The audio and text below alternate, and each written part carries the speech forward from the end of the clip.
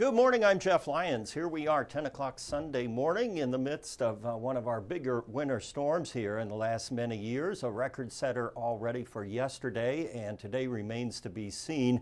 We certainly have had our share of disruptive snow, ice in the south, and we'll continue to get a little more snow here through the morning and into the afternoon. Let's get right to first things first. Of course, I'm looking at your comments here on the 14 News Facebook page, so if you've got pictures, you can submit those, but if you have snowfall reports, comment those in. We have an incredible number of pictures out there. You can check them out at 14news.com in the photo gallery. And Jill Lyman and her crew back there on the web are doing an awesome job pulling all of your content together, but that's what it's all about, helping each other. So if you have a snowfall total in your backyard, be sure to comment that in. Tell me where you are too, by the way. Well, here's the situation as it stands right now. The snow is winding down for Illinois. We still have a few more hours in our eastern counties here from Owensboro up to Tell City and then down into Madisonville and Muhlenberg County. That's the only spot where we have significant icing going on. We've had freezing rain and sleet that mixed in with the snow earlier as we thought it might. That sleet line actually moved a little farther north than we thought it would, and that shifted the heavier snow axis a little farther north as well. But all in all of you should see around 6 inches or more of snowfall by the time this is over with. I measured 7 at my house, which is close to the station here, but it was still coming down. I had to shovel out the driveway, so I didn't do much more measuring. It felt like 2 feet of snow.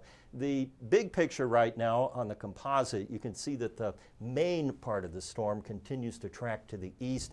We will still have some lingering flurries and snow showers on the backside of that, but this thing is massive, as Byron has been telling you all morning, and Michael and Arden were telling you yesterday. We just have a lot of disruptive wintry weather across the nation. If you've been watching the feed here when we're not streaming locally, we go back to our Gray Local News Live, and they're doing reports from all over the country. Everybody kind of sharing the hardship and the misery here that the winter storm is pressing down. Let's look ahead. First off, that snowfall that we're getting now should gradually wrap out of here by 3, and then the skies clear out. And that's when we're going to get into part 2 of this winter storm, and that will be the dangerous cold element there and dangerously cold wind chills. Excuse me, I'm going to take a drink here.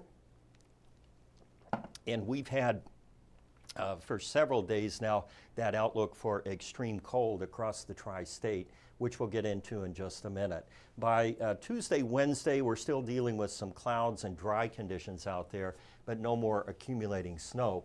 Our model here, and this gets us all the way through the afternoon, this would be in addition to whatever you have out there, generally 1 inch, maybe 2 on the higher end, and less than that if you're lucky. But there still is a little more snow to go as we move through the situation here. Winter alerts, no big changes on that board other than it was extended or expanded a little farther north as the axis of heavy snow shifted more toward Indianapolis, Effingham, and our northern counties, but still everybody in that 6 to 12, 13 inch range for the most part of snowfall, with the exception here of our western Kentucky counties, where we now have some sleet and freezing rain on top. That'll squash down what you're seeing out there. So the extreme cold warning is the main concern now going forward. And that just means that we will have lows near 0 or below and high temperatures only in the teens. And at these levels, frostbite can happen in as little as 30 minutes. You know, if you take your glove off to fiddle around with a tool or something, or your face isn't covered adequately, you could get frostbite there on your nose and on your fingers or feet. And the prolonged dangerous cold, we're anticipating about 11 consecutive days where the temperature doesn't break above freezing. So that would tie the record from back in February of 2021. We went from the 8th to the 21st without any break above freezing. Here's a look down the line all the way through Sunday, and you see those highs in the mid-20s at best. Lows at their coldest tomorrow and Wednesday morning, right around 2 below, and then we're still in single-digit lows for the remainder of the week. Here's the wind chill forecast day by day, and this will be the coldest wind chill, by the way, by far. Monday, Tuesday will be the most hazardous days. Wednesday, Thursday, we start to moderate just a bit. 3 layers, a bare minimum out there, a thin layer next to your skin, cotton that will wick, and then another thin layer, and then a wind shell or jacket on top. Should keep you pretty warm out there, and of course a hat and gloves and boots, pretty common sense kind of stuff. Then we have 3 P's here for cold weather safety. The first off is people. Check on your friends and neighbors out there. You know, now that we've got all this snow, it's hard to get around. Shut-ins, people that can't get out, they need to be checked on to make sure they're okay. They have power and heat and so forth, groceries. So think of the elderly and anyone living alone. This is a good time to be a good neighbor, and that just means looking out for each other as this cold air settles in. Your pets, you know, bring them in to the garage, a shed. If you can't bring them in, at least provide them with adequate insulation out there. Straw is a good thing for dogs, cats, a little enclosure house. You know, a light bulb in there if you can safely, and make sure that they have water and food, and that water will freeze, so you're going to have to keep that either moving or warm. And the pipes, we'll probably see a rash of broken pipes at these levels in your house, especially if your pipes run along the outer walls. Common sense here, keep your cabinet doors open, try to circulate warm air in. If you do wind up with a frozen pipe, don't get the blowtorch out or use a candle or something like that. Hair dryer maybe, but be very mindful. You don't want to start a fire in the process. Best to call a plumber, and they're going to be busy as well. Right now we're at 12 degrees out there. Our visibility has improved. As Byron was telling you earlier, we had very low visibility. We kind of had a burst of snow earlier this morning. That has since eased off just a little bit. For the month now, look at that. Yesterday we only got up to 13 degrees, and we added in, now this will be liquid equivalent, 39 hundredths on the rainfall if you melted down the snow. But what that actually means is we had 4.5 inches of snow measured at Evansville Regional Airport. That was in fact a record, as we thought it might be. It blew out the old 1979. I think we had 2.9 on that date. That brings our season's snowfall total to 6.6. That does not include whatever we've had out there today. So we are on track for a probably snowier than average winter, and of course colder too. It's certainly this month. These are the biggest one-day snows.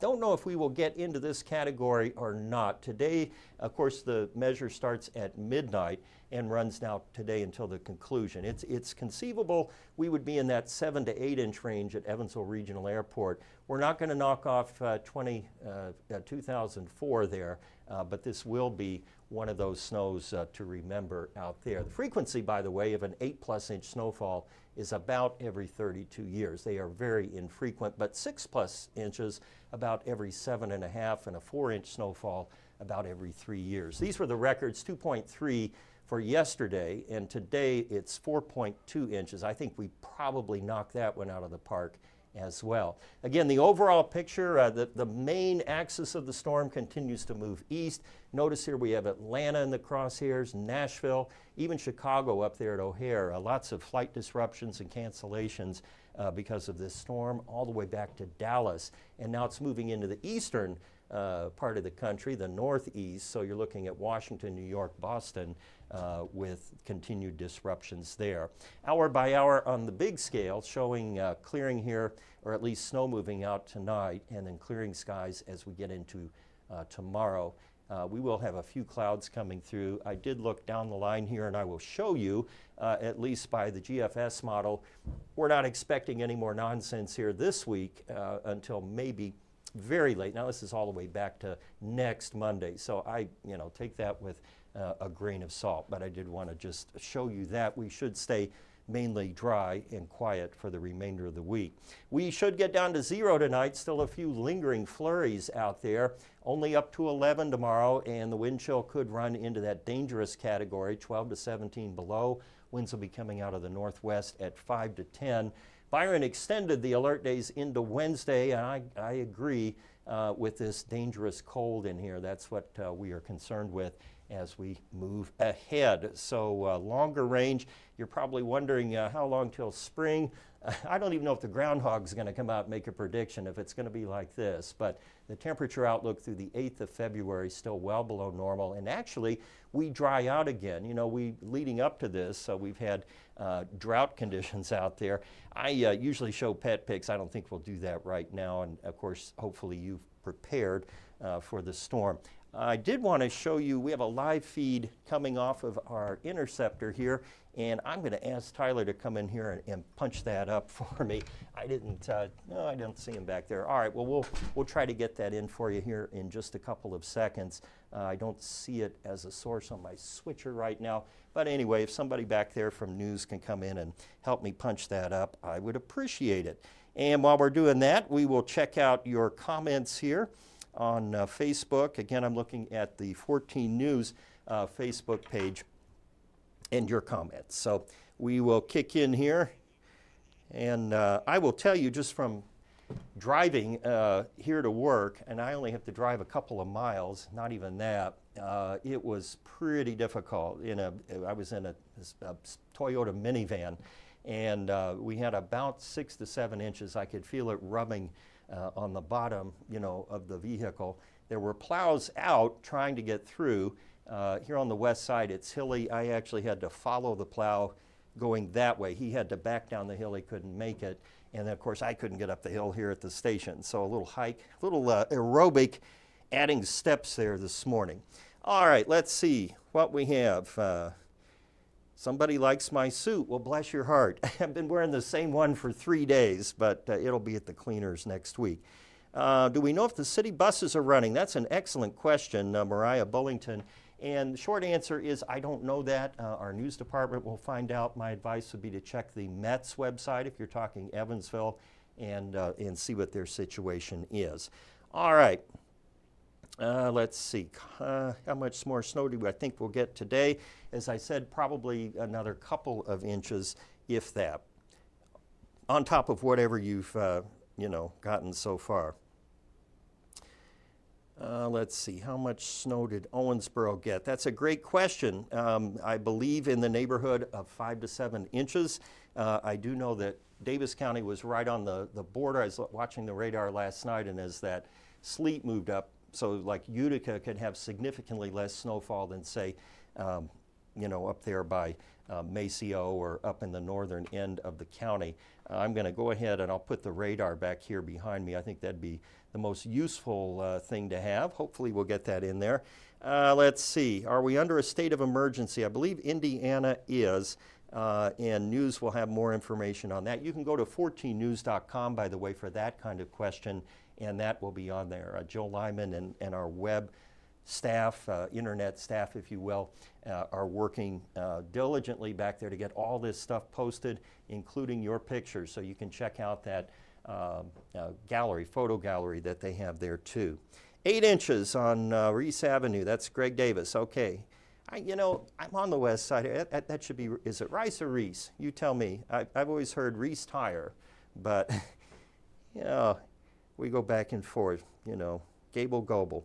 All right, let's see here. How much in Carmi? Again, we're probably in Carmi. The total amounts are looking, in that 6 to 12 inch range. You can really help me if you will you go out and measure your snow and post it. And if you know somebody in Carmi, have them go out and poke around there in the snow and see if you can get that information in there. All right, I'm looking at the interceptor. I'm just going to try this. First off, I think what I'll do here is I will put this up, and now I'll try to get our interceptor feed coming in. We have had our entire news department out, covering the snow, and it has been, Herculean effort, A, to get people in, and then B, to get out and cover the news story. I will show you, we have a live feed now from Owensboro. Looks like somebody is out there driving down the riverfront. Probably not the best day for that. And let me see if I can find our other video source here. I know I have it. I'm sorry, I'm bumbling here just a little bit, but it's a lot going on right now. I know in just looking at the feed here, I'm going to try to get that up here for you in just a couple seconds. Go back to all sources, and maybe I can find it in here. I am not seeing it. All right, maybe I'll get Tyler Husler to come in here and assist on that. But anyhow, I just wanted to reiterate that our main concern right now is safety. And so my advice is 2 words: stay put. I realize if you're a nurse, you're plow operator, you have a job where you have to show up, broadcasting, whatever it is, you do have to get through. There are some Jeepers out there who are transporting health workers out there. I saw a post this morning from the guy that owns the Big Top down here, and he is out there now, Joe Hardesty, taking healthcare workers to and from work. So, it's that kind of thing. If you get on your socials, if you have to get out or have to get to where you're going, you'd be surprised at what you can find out there too. It really kind of brings out the best in everybody here when we have really awful weather. I'm going to go around the horn here again just on the radar to show you where that snow is. It continues to move to our east and north, and the bigger picture here showing at least we are on the backside of this major winter storm that's moving across the Midwest. And we're just going to have to tough it out here 2 or 3 more days. I suspect there won't be anything moving tomorrow, and probably not Tuesday either, based on the snowfall that we've had. I know crews are stretched thin and out working just crazy hours there to try to get everything open, so you can help them by staying put. And I'll just give you a personal tidbit too. If you get out there to shovel, we've talked about how it's a fluffy snow. In fact, you'll see some of the pictures on the 14 News page there, 14news.com. Needle snow, and that was caused because of the extreme cold temperatures. It will actually cause those long needles or dendrites to form, and you get that formation. And that's because we had such extreme cold here at the surface, and maybe a little intrusion of warmer air aloft that caused those flakes to form that way. Actually, the physics or science behind snowflake formation, or we call it dendritic growth, we could do a whole day on that, but it would put you to sleep. But it's fascinating, and we thank you for the pictures on that. I'm going to put the picture up here one more time of just what's going on now in Owensboro. You can see that camera, and as we do that, we'll try to get the camera in here. All right. Now we got the man. We got Jason Gravens coming in here now. We're live on the stream. I'm trying to get live view from the Interceptor on. So, I want you to see. It's quite an operation here. This is Jason Gravens, who runs our operations here, and you probably trained me how to do this. Are you trying to get here? Trying to get to live view. Yeah, like this one though. That's yes, your computer, right? There you go. Yeah. Okay, so he'll figure this out. Jason, of course, working a long weekend. There it is, right? Now, see, this is why Jason works here. All right, now we can do it. Thanks, Jason. Yep. Appreciate it. Putting in a long day again and keeping us going. Now we can get it. See, if you hang around long enough, you can get exactly the information that you need. So this is our Interceptor live feed now coming in, and we've got Ethan Shan out there carefully driving around. It looks like he is on, well, let's see. I got to squint here to see where, he's in, that's Henderson. So he made it over the bridge. And they're at Wolf's Tavern, and I'm sure he's not going to Wolf's Tavern. He's turning there. But these are the streets right now as they appear in Henderson, Kentucky. So he did make it over the bridge. That's always, of course, a choke point when we have snowstorms like this.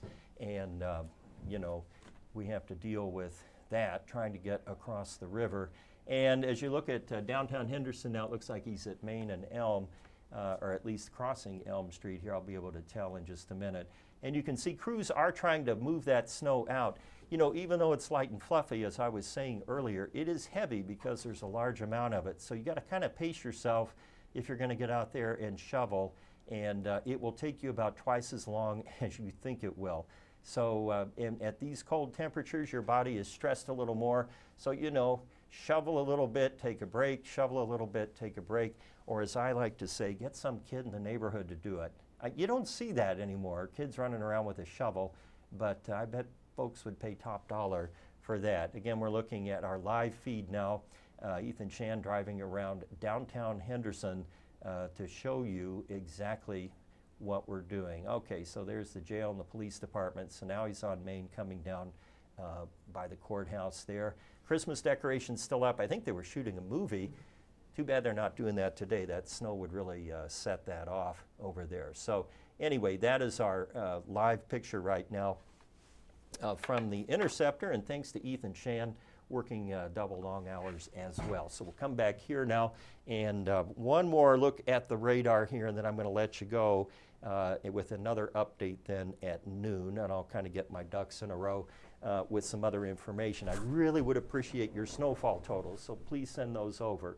As we look now, and this is just set to show precip. This is not indicating precip type. This is kind of a proxy or a good way to see where we have the most moisture, and indeed it's about from Dale all the way down to Madisonville and moving on out. Now if we add the precipitation type filter there, you can see that the heaviest snow, of course, is coincident with that green that is showing up there right now. It's still a little ice or sleet in the southern edge. That would be down almost to Weir and below Greenville, at least based on the radar picture, the way it looks right now.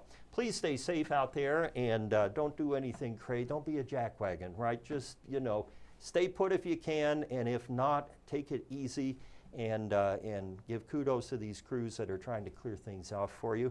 We'll have another update for you coming up here at noon, right up, straight up, so you can have lunch with me, and we will figure out what's going to happen here this week. Thanks for joining. I will see you in about 2 hours.